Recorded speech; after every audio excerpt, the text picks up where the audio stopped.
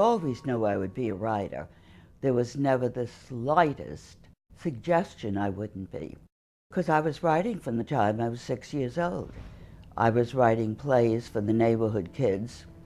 My mother lent us a red velvet curtain to use as the curtain on the stage, and we did them in the garage. So for me, it was always, always there. There was no doubt. Also, I had no other talent. I can't draw or paint. Mother St. Jane suggested I use the art class as a reading period. But the one thing I could do was write. I just wanted to tell my own stories. Now, I have no rhythm for music whatsoever, to my great regret, but I do have a rhythm for words. I know how the characters speak in the sense of the words they use just fit in.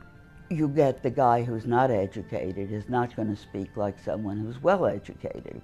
Doesn't make him any less of a human being or any smarter in his own way, but there's a difference in the rhythm. When I was 15, I worked after school. I went downtown and I was a telephone operator from 4 till 7.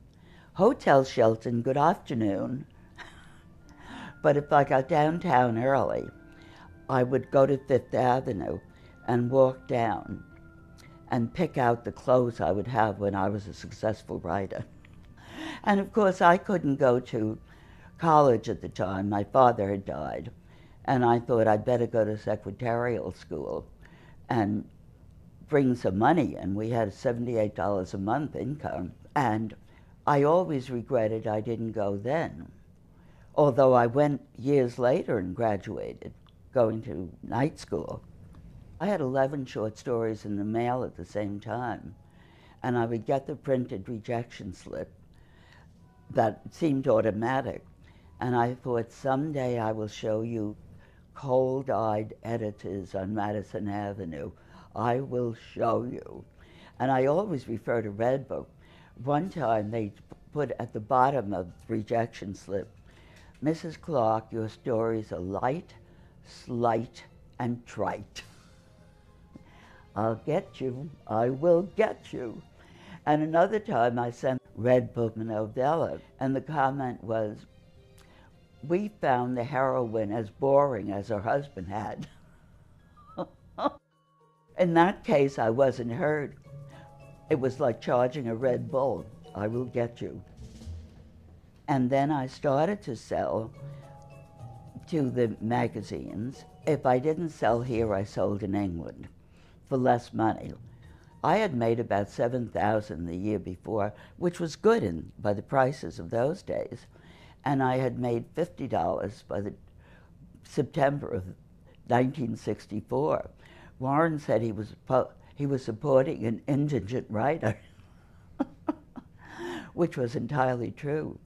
But that was the same year, that 1964, was when my agent said, I can't sell short stories. All of the big magazines, Redbook, Ladies' Home Journal, Saturday Evening Post, went on to become only how-tos. How to be your husband's best friend, how to grow grass, how to look 20 when you're 60. So my agent said, unless you write a book, I can't get you published. So that was when I thought, well, I have to think of a book as 20 chapters put together with the same characters. I was 36 when Warren died, so I just had a few $1,000s of veteran's pension. The night of the funeral, I said to my mother, go home. And I sat in the living room in the big wing chair, and I thought, I am going to dedicate my life to the children and any downtime I have to writing, because I made up my mind right then that with 5 young children, I would never get interested again in any man until they were all raised, because I thought, A, I would not stay home. I want to be independent. and B, with 5 children, one might like 4, but not the 5th. So I said, there's better the picture on the wall than someone who might change a dynamic. So I made that my decision of that time, and I did my downtime, I did writing.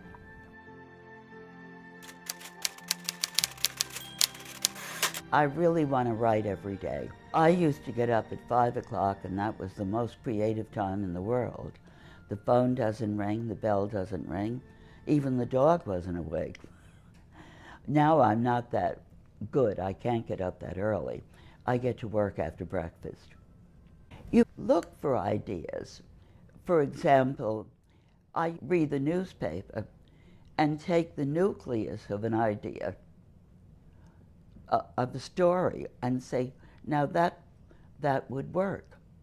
I mean, well, years ago I based Where Are the Children on a famous trial. Alice Crimmins was accused of murdering her 2 children, not going out dancing and the house burned down, but the deliberate murder. She was acquitted on one, found guilty on the other, and the conviction was reversed. She spent very little time in prison, came out, married her wealthy contractor boyfriend, and lived happily ever after.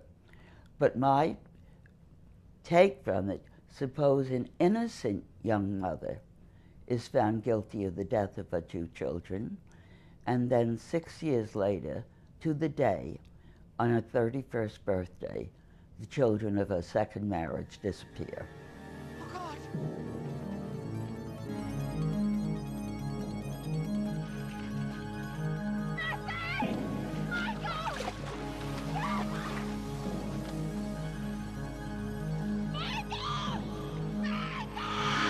That was Where Are the Children? And then another one at that time, they were doing the CB radios, and they said it's so wonderful as a woman is alone and her car breaks down and she can get on the CB. And I thought, let every loner come looking for her. So that became A Stranger Is Watching. All right, to the gate. Okay. And you mark, get set, go!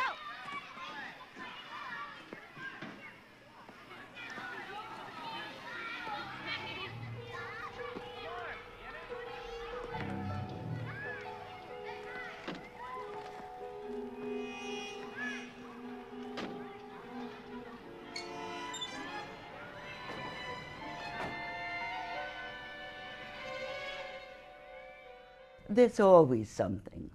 There is always something that you catches your eye, something in a newspaper, something you hear. I used to go to trials all the time.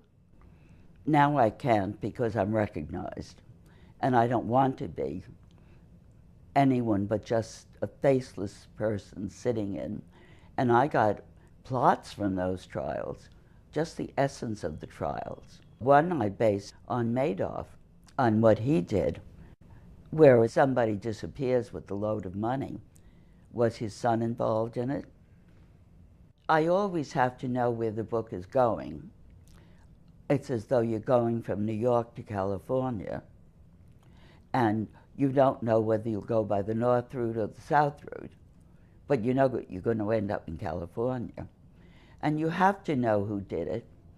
And I do bios of the people, where they went to school, what kind of family background they have. So I've got to know the people before I can start writing.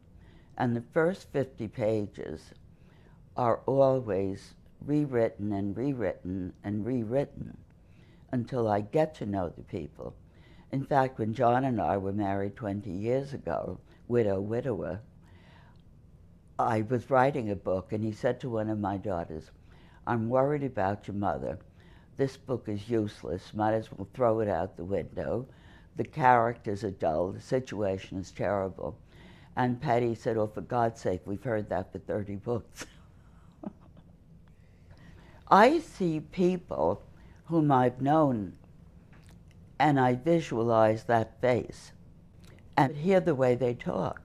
There was one time when I did a book, Still Watch, and in it I have a guy who is very pompous, who wants to know if your father went to Yale with his father, that kind of stuff. And I had a character in the book who sounded like that. And I always read the first copy of the book. Now I'm not looking to change a word here or there. I read it as a reader. And when I read that book, this guy jumped out. It was obviously my friend's husband. I mean, it was so obvious, I was sweating blood.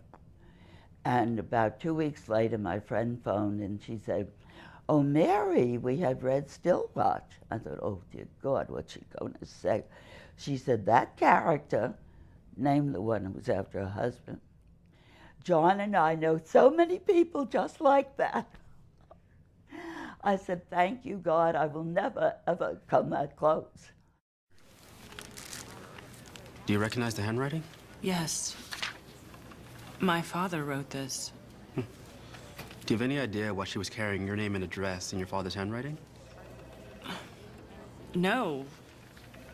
Maybe he met her on a business trip and commented on how much she looked like me and gave this to her thinking she could look me up if she came here. 9 months ago? I'm sorry, Lieutenant Story. I am just as confused as you are. Well, first, what is the plot? You've got to know what the plot is. This one does something, this one lost something. In the first one, 2 children vanish, and the mother is going to be accused of their murder. Mrs. Eldridge, I think it's going to be better for everybody if we continue this down at the station.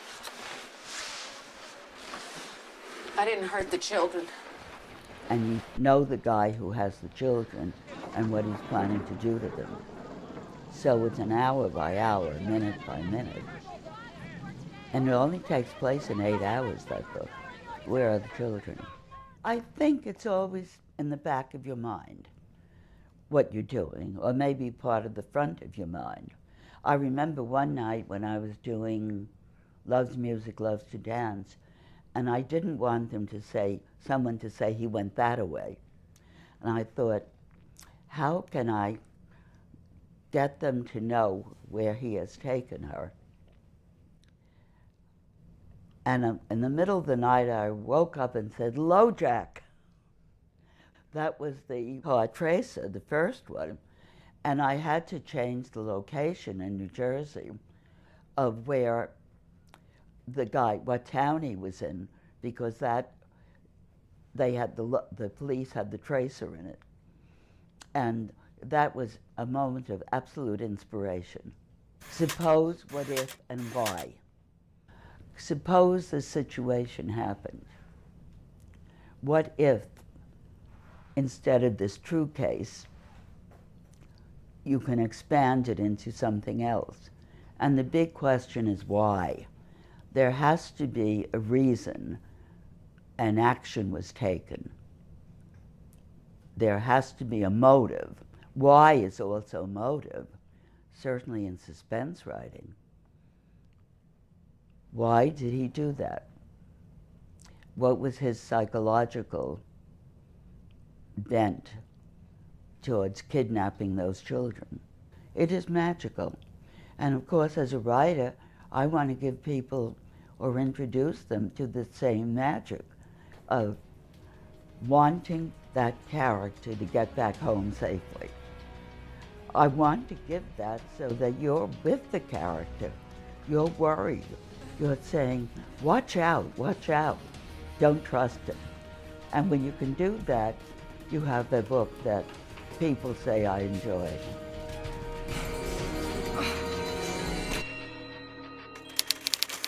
I think you start at home with role models. Certainly my mother, and certainly the memory of my father, because I was Daddy's girl. I think Charles Dickens, the Bronte sisters, Betty Smith jumps to mind, A Tree Grows in Brooklyn. That was a brilliant book, absolutely brilliant. The great biographers, David McCullough, Michael Corder, my editor, they get under the person, they get into the personal life, and you feel the way that person is feeling. You know them as people as you do in fiction. The poets, and I love the poets of the 19th century, the rhyming of them. The highwayman came riding up to the old inn door. You can hear the horse's hooves when you're doing that. Little boy blue, and don't you go away, he said, and don't you make any noise. And toddling up to his trundle bed, he said to his pretty toys. And while he was dreaming an angel song, awakened our little boy blue. Oh, the years are many, the years are long, but the little toy friends are true. Now, to me, that's poetry. I have had to defend where I live, in New Jersey, and it infuriates me when I hear people knock New Jersey. They've never been here, for God's sake. That's why I've set 5 or 6 books in New Jersey. One in Saddle River. I called it Chapin River, that very first one. One in Ridgewood. One in Mendham. One in Spring Lake. We have a home there. And it's as though you go back into the 19th century. The Victorian houses, the look and the feel of it, absolutely lovely. I want people to realize that New Jersey has many beautiful communities, and that's why I want a medal. No one has written more about the beautiful places to go and the lovely areas that we have than I have, because I'm passionate about it. I have to say I've been a worldwide bestseller. I mean, even from the tiniest places. No matter how successful you are, you don't think of yourself, you don't look in and kiss the mirror. You think, I could have done that a little better, I could have, but I think that's good. The minute you think you're so marvelous is the day that you start to go, 15 minutes of fame. No, I always question myself, and should.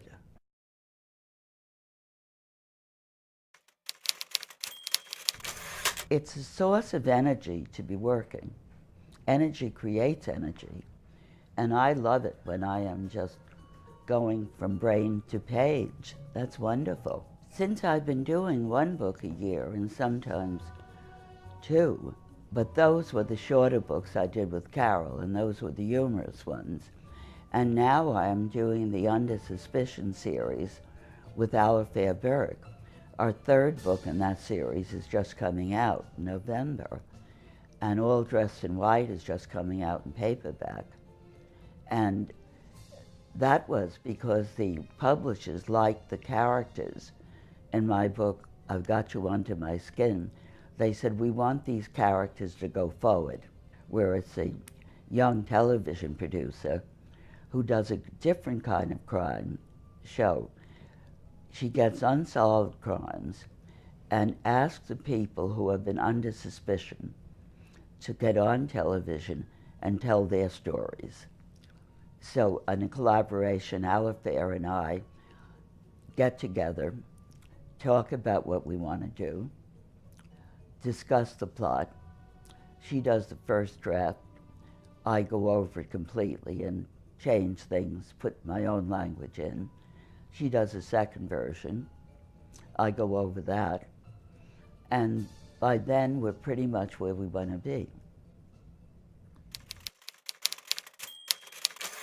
Let a child be a child. Well, frankly, I'm sorry for them today, because there's no such thing as playtime. 2-year-olds are learning Chinese. I think some of it is wonderful, but on the other hand, let them be creative. Let them play with dough and sand and build things. 2-year-olds discover for themselves. They build things by themselves. You see them pushing something and reacting to it. And I think one thing I would say to parents and teachers, don't ever cut a child down.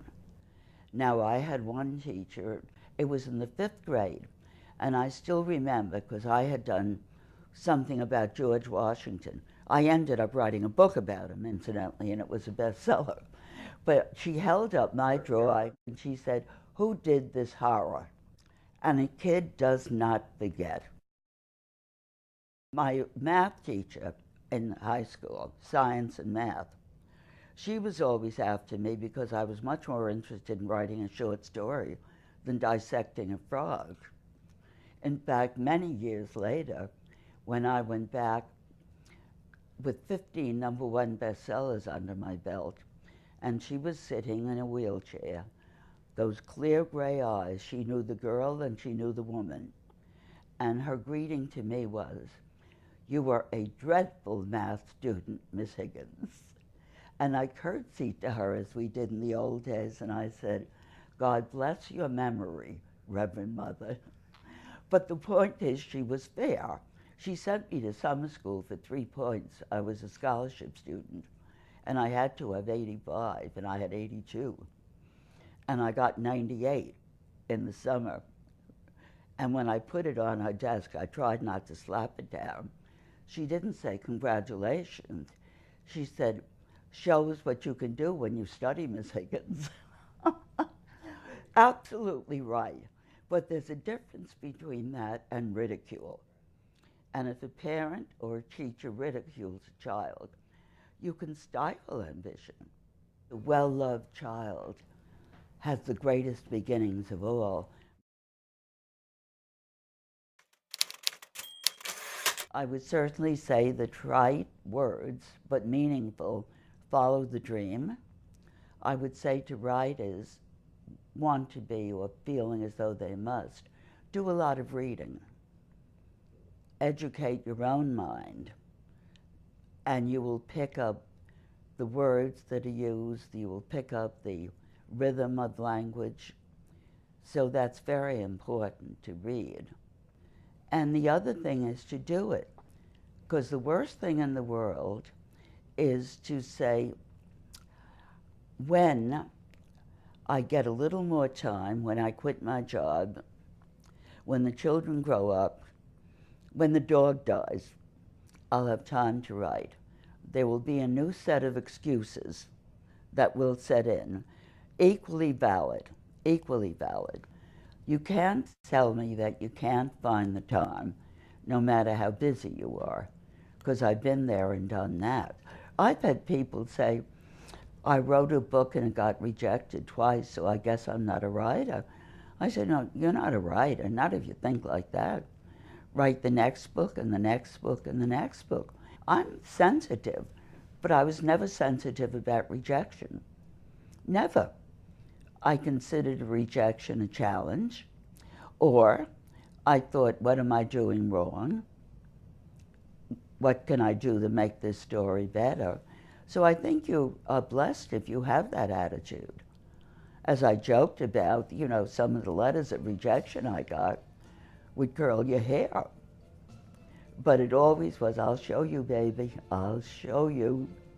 Wait and see." I think confidence in yourself is very important, because as happened with me, the editors will reject you.